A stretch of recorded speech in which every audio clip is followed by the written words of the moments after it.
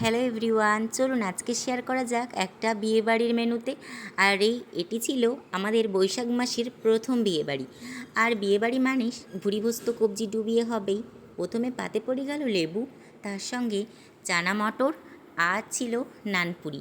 নানপুরির সঙ্গে চানা মটরের এই কম্বিনেশান তো আমার খুবই পছন্দের।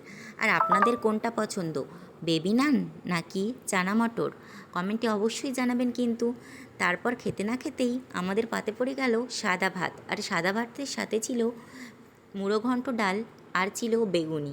মুড়ো ঘন্ট ডাল দিয়ে লেবু চিপে বেগুনি কেটে খেতে তো আমার দারুণ লাগে।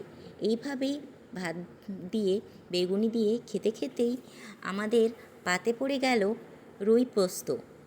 রুই মাছের এই গাদার পিসটা আমার খুবই পছন্দের। যদিও পেটি পছন্দ, তবু আমার গাদার পিসই পড়েছিল। এইভাবেই আমরা খেয়ে নিলাম। তারপর রুই পোস্ত দিয়ে ভাত খেতে না খেতেই পাতে পড়ে গেল কাশ্মীরি আলুর দম। আর এই কাশ্মীরি আলুর দমটা খেতে অপূর্ব হয়েছিল। আর বাকি ভিডিও আসছে পরের পার্টে। Stay tune.